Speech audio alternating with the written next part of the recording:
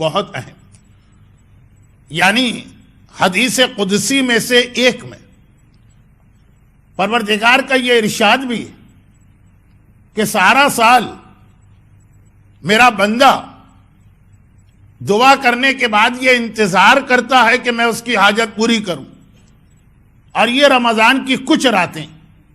میں انتظار کرتا ہوں کہ ہے کوئی مجھ سے مانگنے والا جو مجھ سے مانگے، میں اس وقت ہر دعا کرنے والے کی ہر دعا قبول کروں گا۔ ان میں سے ایک افطار کا موقع، کہ جب روزے کے افطار کا وقت آتا، یہ ایسا وقت ہے کہ بندہ مومن اس وقت کھجور اپنے پیٹ میں لے جانے سے پہلے جو دعا مانگے گا اللہ اس کی دعا کو فوراً قبول کرے گا، یہ اللہ کا وعدہ۔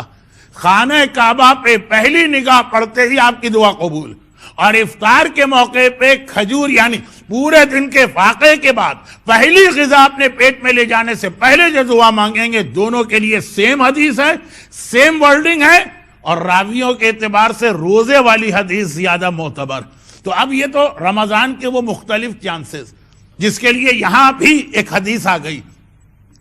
کہ کبھی ایسا ہوتا، ایک حدیث کہ اللہ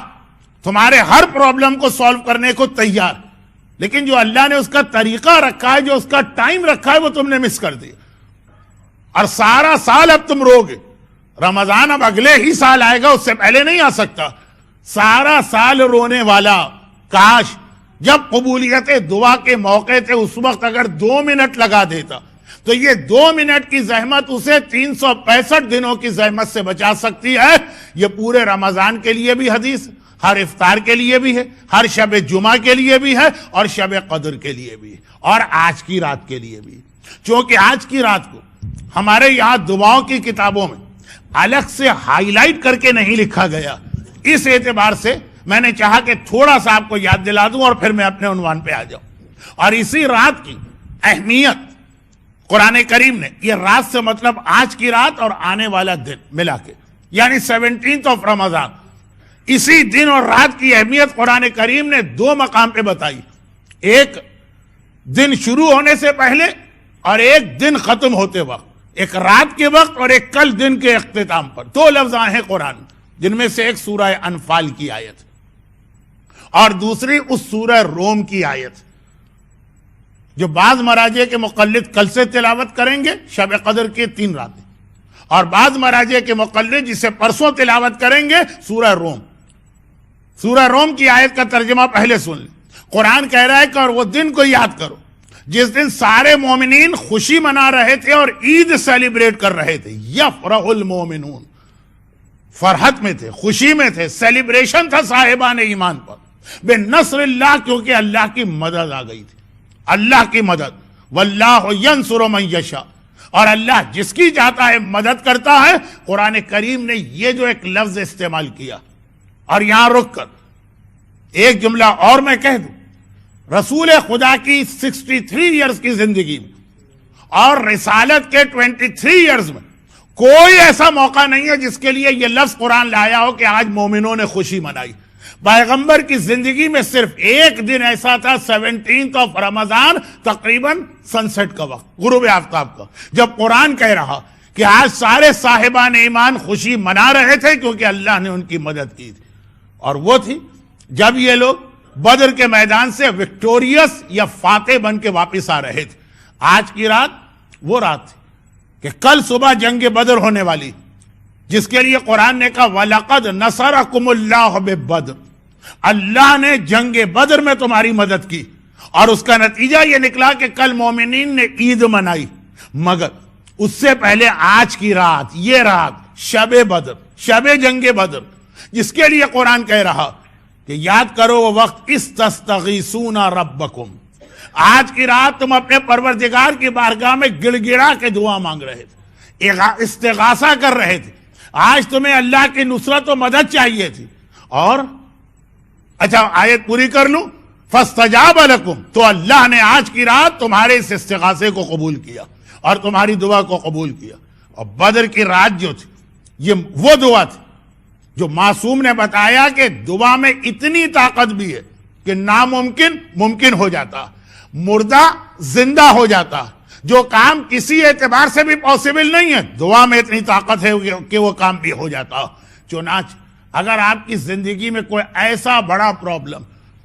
کبھی ایسا بھی ہوتا ہے نا کہ آدمی نے کہا کہ بھائی مولانا آپ نے دعا بتائی، ہاں ہے، لیکن ہمارے ساتھ تو مسئلہ ہے کہ کوئی دعا ہمارے حق میں قبول ہو ہی نہیں سکتی. اب میں ٹائم کو بچانے کے لیے اس کی بہت زیادہ مثالیں نہیں دیتا ہوں. مثلا ایک میڈیکل رپورٹ آ گئی کہ یہ آدمی کینسر یا ایڈز کے آخری سٹیج میں، اور اب ظاہری اعتبار سے اس کا بچنا ناممکن ہے. نہ صرف یہ کہ مر جائے گا بلکہ 3 مہینے میں مر جائے گا. آپ نے کہا مولانا دعا تو آپ نے بتائی ہے لیکن اب وقت نہیں رہا، اب تو وہ منزل آ گئی ہے کہ بس مرنا ہی مرنا. وہی موقع ہے کہ جہاں پہ آپ آج کی رات کو استعمال کریں اور ایسی دعا مانگیں. اور آگے مثال دیں، میڈیکل رپورٹ آ گئی کہ اس کپل کے یہاں اولاد ہو ہی نہیں سکتی.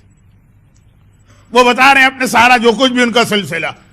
ہو ہی نہیں سکتی، ناممکن ہے. اور پتہ چلا کہ دعا.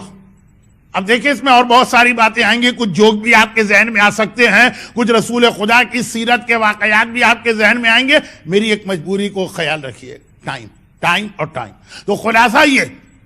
کہ میڈیکلی مثلا یہ ناممکن نظر آ رہا، یہی موقع ہے کہ جہاں پہ دعا، آج کی رات والی دعا، اس میں شب قدر میں بھی اتنی ہی طاقت ہے، لیکن آج کی رات میں اس لیے بار بار کہہ رہا ہوں کہ آج کی رات جب مسلمان بدر کے میدان میں پہنچے تھے تو جتنا بڑا کافروں کا لشکر سامنے تھا،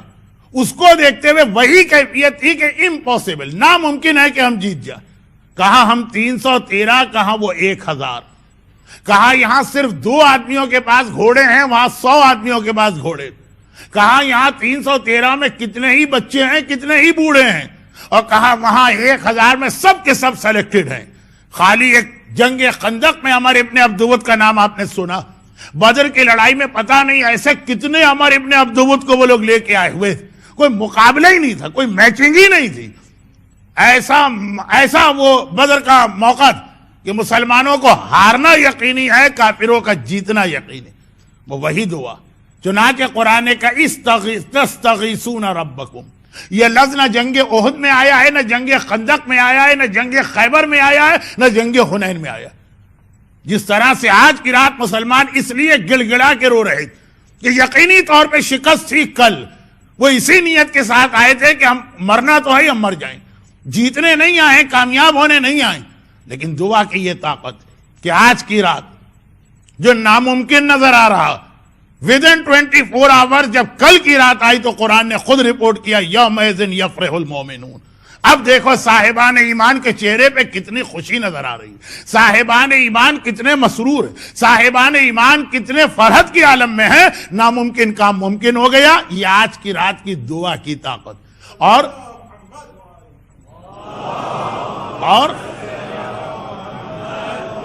خاص رسول خدا کے خیمے میں جا کے دیکھیے آپ، کربلا میں آقا حسین کے خیمے میں شب عاشور جائیے، وہاں ساری رات عبادت، یعنی نماز ہے، قیام ہے، قعود ہے، قرات. اور آج کی رات رسول خدا کے خیمے میں جائیے، ساری رات پیغمبر کے ہاتھ پھیلے ہوئے ہیں، آسمان کی جانب چہرہ بلند ہے، آنکھوں سے آنسو جاری ہے، گڑ گڑا کے اللہ کا رسول خصوصی دعا کر رہا ہے کہ خدا بندہ یہ مٹھی بھر مسلمان اگر یہ بھی ختم ہو گئے تو پھر تیرا نام لینے والا اس دنیا میں کوئی نہ ہوگا. تو آج کی رات کی اس فضیلت اور اہمیت کو اپنے ذہن میں رکھیے. پھر اس کے علاوہ اس کے اور بہت سارے پیغام، لیکن چونکہ پوری دنیا میں اور پھر ایک بار حالات پھر واپس بدلیں اور خراب ہو گئے پوری دنیا میں اس وقت جہاں جہاں آپ جائیں گے، مومن ہو کہ مومنہ، کوئی اولاد کے حوالے سے پریشان ہے، کوئی روزگار کے حوالے سے پریشان، کوئی بیماریوں کے حوالے سے پریشان، کسی پہ قرضے بہت چڑھے ہوئے، کسی کے لیے اپنے بچوں کے لیے عزت و آبرو کے ساتھ 2 وقت کی روٹی یہ مہیا کرنا مشکل ہو رہا، کہیں پہ زندگی کا کوئی تحفظ نہیں ہے، کہیں غرض یہ کہ کوئی ایسا علاقہ نہیں ملا. میں بہت احتیاط کے ساتھ، کیونکہ میں خود ڈرتا ہوں کہ اگر تفصیل میں چلا گیا تو پھر ایک مرتبہ آپ کو کمپلین ہوگی کہ مولانا نے لمبی تقریر کر دی. بہت احتیاط کے ساتھ کہ حتیٰ یہ کہ دنیا کے وہ علاقے جہاں آج سے چند سال پہلے جانا مومن سمجھتا تھا کہ اس نے گویا سب سے بڑی کامیابی حاصل کر لی، یہاں پہ ہم پہنچ گئے، اب ہمیں کسی قسم کا کوئی مسئلہ نہیں. وہاں کی حالت بھی اس وقت ایسی ہے کہ آپ حضرات مجھ سے بہتر اخبارات، ٹیلی ویژن، ای میل، میڈیا سے قریب، تو کوئی علاقہ ایسا نہیں جہاں صاحبان ایمان پریشانیوں میں مبتلا نہ ہو۔ پھر یہ موقع ضائع کرنے والے نہیں، چاہے وہ رمضان کا ہر روزہ ہو، چاہے وہ شب قدر کے اعمال ہو، اور چاہے خاص طور پر آج کی رات۔ آج کی رات پہ بار بار میں اس لیے زور دے رہا ہوں کہ باقی ساری دعاؤں کے موقع مومن کو یاد نہیں ہے تو امام باڑے والے اناؤنسمنٹ کر کے یاد دلا دیتے ہیں، مگر یہ رات بہت زیادہ نظر انداز کی جاتی۔ اور اسی میں ایک جملہ میں کہہ کے اپنے کل والے موضوع کو ذرا سا کنٹینیو کروں، اور وہ یہ، اور یہی وہ رات جس کے اختتام پر وہ جنگ بدر ہوئی، جسے شاید ہم اور آپ بھی بھول کے بیٹھے۔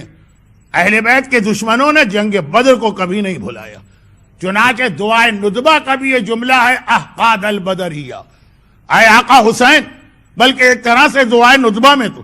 تمام ائمہ طاہرین پہ ہونے والے مظالم کا تذکرہ، کہ کینہ اور انتقام لیا گیا کربلا میں بدر کا، چاہے وہ زیارت عاشورہ کا جملہ احقاد البدریہ، اور چاہے وہ دربار شام میں یزید کا خود اپنی زبان سے اقرار کہ آج میں نے اپنے بدر و احد کے بزرگوں کا انتقام لے لیا۔ یہ دشمنی اہل بیت کا سلسلہ جو ہمیں اتنا طاقتور نظر آیا کربلا میں،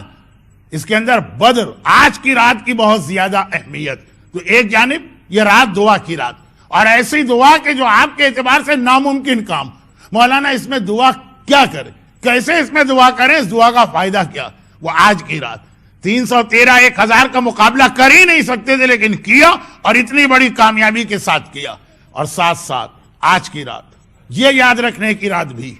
کہ کس انداز سے اس کا انتقام مولا اور مولا کی اولاد سے اس طرح لیا گیا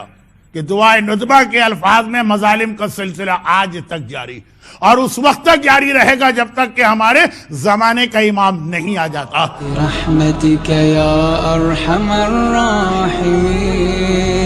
وصلی اللہ علی محمد وآلہ